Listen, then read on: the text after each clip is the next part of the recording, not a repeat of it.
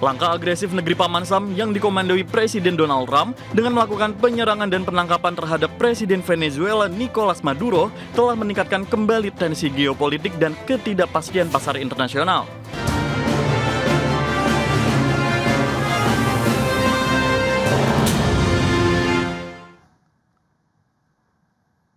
Ya, pemirsa, industri besi dan baja nasional masih terus mengumpulkan asa untuk melangkah di tahun 2026 seiring dengan eskalasi geopolitik terbaru di wilayah Amerika Latin. Di sisi lain, angin segar datang dari negeri kanguru yang menghentikan proses penyelidikan terkait dengan anti dumping dari produk besi dan baja Indonesia. Langkah agresif negeri Paman Sam yang dikomandoi Presiden Donald Trump dengan melakukan penyerangan dan penangkapan terhadap Presiden Venezuela Nicolas Maduro telah meningkatkan kembali tensi geopolitik dan ketidakpastian pasar internasional. Bahkan, Presiden Trump telah menebar ancaman untuk meningkatkan agresi ke sejumlah negara lain di Amerika Latin, Greenland, dan Iran. Dunia industri di dalam negeri, tidak terkecuali industri besi baja pun saat ini masih mencermati sejauh mana dampak memanasnya konflik global yang semakin meluas, terutama terhadap harga energi dan biaya logistik internasional. Sebab kenaikan kedua menjadi komponen tersebut bisa menambah tekanan terhadap biaya produksi dan pengiriman produk besi dan baja nasional. Apalagi ditambah dengan persaingan antar produsen besi dan baja global yang semakin ketat. Sementara itu, angin segar berembus dari negeri kanguru, di mana Australia telah menghentikan penyelidikan anti-dumping terhadap produk hot rolled deformed steel reinforcing bar atau rebar yang diimpor dari Indonesia. Dengan demikian, akan membuka kembali ruang ekspor produk baja Indonesia ke Australia seiring termination report yang diterbitkan Australia Anti-Dumping Commission pada 16 Desember 2025 lalu. Berbagai sumber IDX Channel. Ya, pemirsa, untuk membahas tema kita kali ini, strategi industri besi dan baja nasional menempa asa di tahun 2026. Kita sudah tersambung melalui Zoom bersama dengan Bapak Hari Warganegara, Executive Director di Indonesian Iron and Steel Industry Association. Langsung saja kita sapa ini. Halo Pak Hari, apa kabar Pak? Alhamdulillah Mas Pras, baik-baik. Semuanya juga Mas Pras sehat-sehat semua ya. Sehat selalu Bapak, terima kasih. Selamat, sukses selalu. Sukses selalu juga. Ini menarik kalau kita cermati menatap tahun 2026 ini. Industri besi dan baja ini masih mencoba untuk menempa asa baru lagi begitu ya Pak. Apa yang bisa kita review kalau kita lihat sepanjang tahun 2025 lalu? Apakah bisa menjadi pijakan yang kuat sehingga tahun ini lebih smooth atau seperti apa nih Pak? Oke, baik Mas Pras. Jadi kalau boleh dibilang bahwa memang 2025 ini tahun yang penuh tantangan buat para anggota-anggota dari ISIA. Karena kami selaku produsen itu juga cukup challenging ya, banyak menghadapi serbuan impor terutama ya. Karena impor besi baja yang masuk ke Indonesia itu boleh dibilang year to year tahun kemarin itu naik sekitar hampir di level 17-18%. Nah, kemudian juga ini mengakibatkan utilisasi yang ada di anggota-anggota kita itu boleh dibilang sekarang di level antara 30 sampai maksimum di 50% saja. Memang idealnya itu selaku industri besi baja itu boleh dibilang minimum 80% lah running utilisasinya. Jadi ini cukup challenging dan memang boleh dilihat juga efek dari perang dagang antara Amerika, Cina. Kemudian juga ada faktornya over capacity dunia sekitar 600 juta ton crude steel itu over capacity ya, dan kemudian juga hambatan boleh dibilang bahwa 30% daripada ekspor Cina itu adalah menuju Amerika awalnya. Dengan adanya perang dagang antara Amerika dengan Cina, tentu akan mencari pasar baru. Nah, inilah yang perlu diwaspadai dan di mana akibatnya pun sudah bisa kita lihat bahwa justru impor besi baja dari Cina itu naik ke Indonesia. Dan kalau dilihat secara statistik bahwa kita juga ada surplus di dalam ekspor, itu memang betul. Tapi 60% daripada ekspor besi baja yang dilakukan dari Indonesia itu dalam berbentuk ferronickel. Kenapa? Karena ferronickel ini masuk di dalam unsur logam. Dan ini memang menunjukkan bahwa program hilirisasi di sektor nikel itu berjalan dengan baik. Karena 60% boleh dibilang produksi dari total ekspor itu dari Indonesia besi baja terdiri dari ferronikel. Oke. Nah, kemudian tadi Mas Pras juga sudah menyinggung bahwa ada kabar baik ya Iya. dari Australia ya dengan dipentingkan anti dumping ya. Memang kalau dilihat ekspor kita ke Australia itu lebih banyak di produk wire rod dan rebar untuk konstruksi. Nah, 2020 awal itu kita cuma sekitar 9.000 ton. Kemudian sampailah naik 2022, 2023 sampai di level 90 hampir 100.000 ton. Nah, kemudian 2024, 25 menurun di level sekitar 15 ribuan. Nah, tentu ini kita menyambut baik situasi ini. Ya, artinya peluang pasar ekspor lagi khususnya wire rod dan rebar untuk Australia tentu kita berharap di 2026 akan lebih meningkat lagi, termasuk pasar-pasar tradisional lainnya seperti Amerika Selatan, Ya. Meksiko, ya, dan juga pasar Eropa.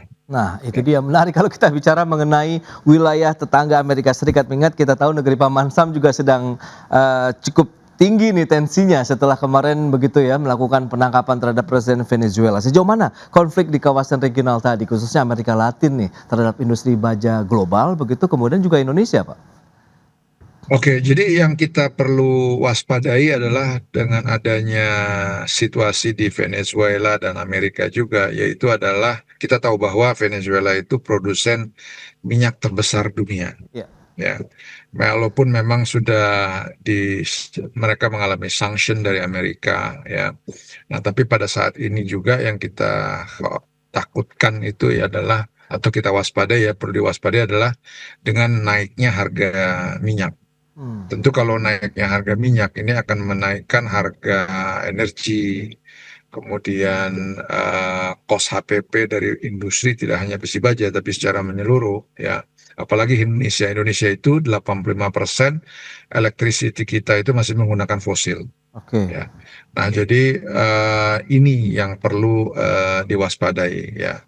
Dan mudah-mudahan kalaupun ada kenaikan tidak terlalu signifikan ataupun bisa diredam.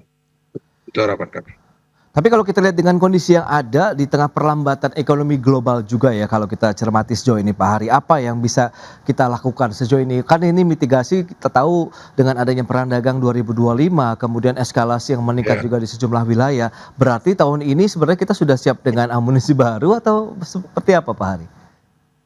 Oke, jadi harapan kami adalah bahwa tentu kita harus sangat rely kepada pemerintah, ya kan. Oke. Jadi kita berharap bahwa pemerintah juga mewaspadai situasi yang ada ini dengan contohnya adalah satu, karena boleh dibilang sekarang semua negara itu melakukan proteksi terhadap industri dalam negerinya. Karena kalau kita lihat contoh kayak apa yang dilakukan oleh Amerika ya terhadap kondisi situasi dengan adanya trade policy yang dia lakukan terhadap dunia ya. Contoh kayak Indonesia itu di tahun lalu itu diberikan di level tarifnya turun menjadi 19%, Vietnam 20, Singapura 15, tapi itu tidak berlaku buat besi baja. Karena buat besi baja tetap Amerika memperlakukan tarif 50%. Ya, Oke. Ya, jadi artinya apa? Semua negara melakukan proteksi. Jerman juga negara yang paling liberal juga sudah melakukan proteksi untuk besi baja khususnya yang datang dari Cina. Nah, Indonesia kalau kita lihat ya belum melakukan itu ya, sehingga industri dalam negeri kita itu khususnya besi baja kena dampaknya nih sekarang. Kalau Mas Pras juga monitor pasti ya kita semua monitor bahwa kayak semalam itu Pak Presiden memimpin rapat di Hamalang membahas tekstil. Kemudian membahas industri otomotif, chip, dan lain-lain. Nah, kami juga ingin mengharapkan bahwa jangan sampai too late industri besi baja Indonesia ini seperti industri tekstil. Kalau kita lihat tahun 80, tahun 90, begitu bangganya kita terhadap industri tekstil Indonesia, betul kan? Iya. Tapi kemudian sekarang kondisinya kayak apa gitu. Kemudian nanti udah terlambat baru mau melakukan sesuatu. Nah, ini yang kita harapkan juga bahwa untuk industri besi baja nasional ini, ya, kalau kita sepakat bahwa industri besi baja ini adalah mother of industry. Jadi memang hampir semua industri itu memakai industri bahan baku dari besi baja. Tentu kita berharap adanya proteksi juga terhadap industri besi baja dari sekarang. Jangan Baik. nanti seperti industri tekstil Indonesia yang sudah too late, ya kan? Oke. Karena menyembuhkan atau mempreventing itu mungkin lebih ringan daripada menyembuhkan, kan begitu. Iya, Kalau udah betul. keburu sakit parah, kan begitu. Nah, jadi harapan kita seperti itu. Nah, banyak sekali contoh, misalnya unsur TKDN. Memang untuk TKDN itu sudah ada, tapi kalau menurut kami masih terlalu kecil di Oke, level 25%, ya kan, baik. kandungannya segala macam. Kenapa nggak di 70? Kenapa nggak 80? Kenapa? Karena pelaku industri kita mampu untuk di besi baja khususnya, kan begitu. Baik, Kemudian Pak yang Hari. kedua, masalah SNI. SNI ini masih belum wajib di midstream. Wajibnya hanya ada di hulu, produk hulunya. Produk hilirnya belum ada yang wajib.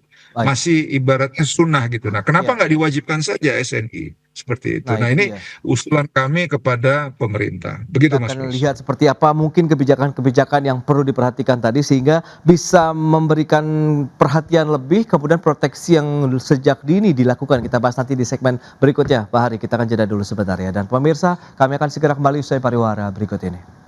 Ya, terima kasih Anda masih bergabung bersama kami dalam Market Review. Dan pemirsa, berikut ini kami akan sampaikan data, kita akan cermati bersama seperti apa sih nilai eksportasi dari produk besi dan baja Indonesia di sepanjang Januari sampai dengan November 2025, data dari Badan Pusat Statistik. Ini dia datanya seperti yang bisa Anda saksikan, kita sandingkan dengan Januari-November tahun 2024 lalu, di mana tercatat 23,43 miliar dolar Amerika Serikat, sementara Januari-November 2025 naik 25,57 miliar dolar Amerika atau persentasenya naik 9,12% untuk nilai ekspor ya besi dan baja. Kemudian bagaimana dengan volumenya untuk ekspor besi dan baja kita? Ini dengan rentang waktu yang sama, Januari November 2025. Ya, kita lihat dari Januari 2024 19,04 juta ton, kemudian kita lihat di Januari November 2025 21,18 juta ton atau naik 11,29%. Itu dia dari sisi volume. Berikutnya kita akan cermati pangsa pasar untuk ekspor produk besi dan baja Indonesia. Nah, ini kemana saja? Kalau kita lihat ini data terbesarnya memang masih ke China. Dari sisi nilai 16,33 miliar dolar Amerika, kalau share-nya 28,04% dari total ekspor non migas Indonesia dari Januari November 2025. Growth-nya sekitar 12,8% secara kuartal to kuartal ya. Sementara yang kedua ada India, 1,5 miliar dolar Amerika, share-nya 9,1% terhadap keseluruhan ekspor produk non migas kita ke India. Dan growth-nya justru mengalami penurunan, minus 7,12% untuk ekspor ke India. Baik, kita lanjutkan kembali perbincangan bersama dengan Bapak Hari Warganegara, Executive Director di Indonesian Iron and Steel Industry Association. Ya, Pak Hari, dengan beberapa data tadi yang sudah kita sampaikan, bicara mengenai eksportasi, menurut Anda ini masih menjanjikan tidak sih sebenarnya untuk produk besi dan baja Indonesia, sebelum kita akan membahas lebih jauh terkait dengan upaya-upaya apa yang perlu dilakukan antara pemerintah dan dunia usaha, khususnya industri besi dan baja, begitu Pak Hari? Oke, baik. Jadi memang kalau kita lihat secara peluang 2026 mau ekspor maupun impor itu mempunyai peluang yang signifikan lah ya untuk di industri besi baja. Cuman tadi memang saya meng-highlightkan bahwa ekspor kita itu hampir 60% itu masih didominasi oleh ferronikel. Iya. Ya, jadi memang ada di situ. Kemudian produk jadinya itu ada slab, ada HRC, dalam berbentuk stainless steel, dalam berbentuk ferrolite, dalam berbentuk carbon steel. Kemudian impor kita itu banyak di produk hulu ya, atau produk setengah jadi HRC, CRC ataupun slab dalam bentuk karbon. Jadi ini yang ada seperti itu. Nah, memang kalau dilihat bahwa kapasitas anggota-anggota kita khususnya itu mampu memproduksi barang-barang yang diimpor tadi. Nah, memang hanya saja boleh dilihat karena mungkin karena harga, terus terang harga, bukan karena mungkin, tapi memang udah pasti harga. Karena saya ambil contoh produk HRC dari Cina. Produk HRC dari Cina itu 2023 harganya masih sekitar 890 US dollar per ton. Oke. Sekarang itu sudah di level 500-an. Jadi memang boleh dibilang murah gitu loh. Jadi kecenderungan juga akhirnya kita sebagai pelaku usaha kalau ada barang yang lebih murah, kenapa enggak, kan begitu. Itu nature daripada berbisnis gitu loh.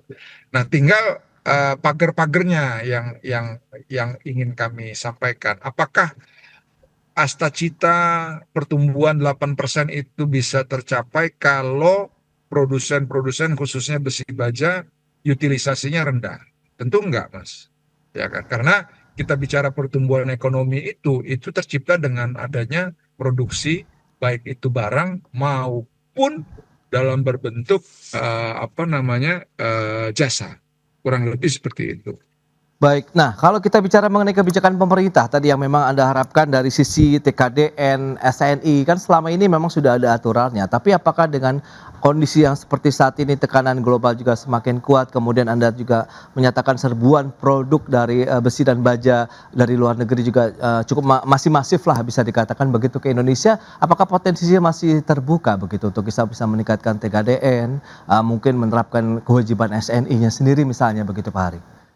Bisa Mas. Tentu yang kita harapkan bahwa adanya hand to hand antara kita pelaku industri dengan Oke. pemerintah yang mempunyai kewenangan untuk membuat regulasi.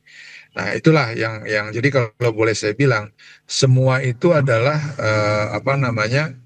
sifatnya perlu didukung oleh pemerintah untuk diciptakannya regulasi yang mensupport boleh dibilang industri dalam negeri.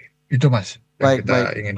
Seperti itu. Nah, kalau kita bicara mengenai serbuan impor produk-produk besi dan baja tadi begitu. Nah, ini lebih mengkhawatirkan yang mana sih dengan kondisi global? Mengingat ini kan sepertinya sama-sama tadi menekan utilisasi saja hanya sampai dengan 30 sampai 50% begitu meskipun idealnya 80% ini Pak Hari. Nah, kalau kita bicara untuk serbuan produk impor sementara produsen besi dan baja global seperti China pun sedang mengalami kondisi yang sama mencari pangsa pasar baru dan melihat Indonesia cukup seksi begitu Pak Hari.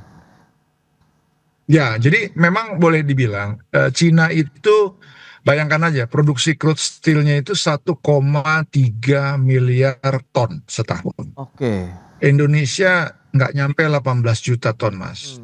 Kita ASEAN dikumpulin nggak nyampe 100 juta ton. Oke. India posisi Baik. Ya. Baik. Halo, Pak Hari. Baik, sepertinya kita mengalami gangguan sinyal komunikasi dengan Pak Hari warga negara. Nanti kita akan lanjutkan kembali di segmen berikutnya. Pak Hari, kita akan jeda dulu sebentar ya. Dan pemirsa, tetaplah bersama kami.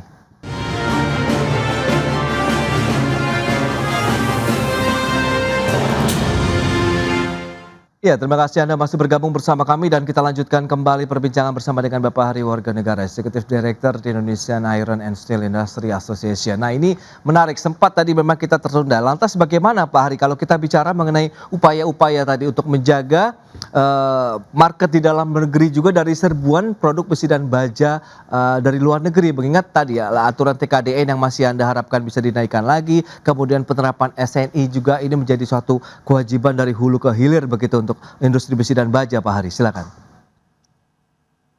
Oke, baik. Yang pertama Mas, kami ingin mengusulkan ya, boleh nggak di industri besi baja ini ada neraca komoditas ya.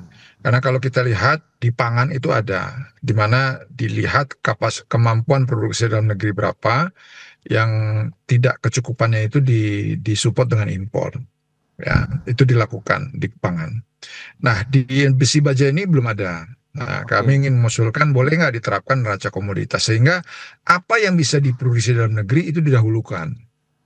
Nah, apa yang kemudian kalau dinyatakan kurang silahkan diimpor. Ini yang pertama. Kemudian yang kedua, Ya, TKDN kalau menurut kami di besi baja, bisa dinaikkan Oke, TKDN, ya. Itu yang kedua.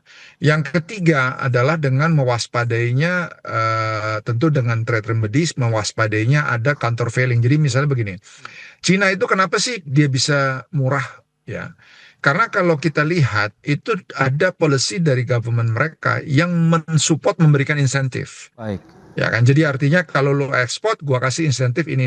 Nah, itu sebenarnya boleh dibilang dia tidak dumping gitu loh. Tapi ada insentif yang diberikan oleh pemerintahnya yang membuat sehingga mereka bisa bersaing. Contoh misalnya bunganya kalau dia ekspor lebih rendah, kemudian pajaknya lebih rendah. Itu seperti itu. Nah, Hmm, ini yang perlu diwaspadai.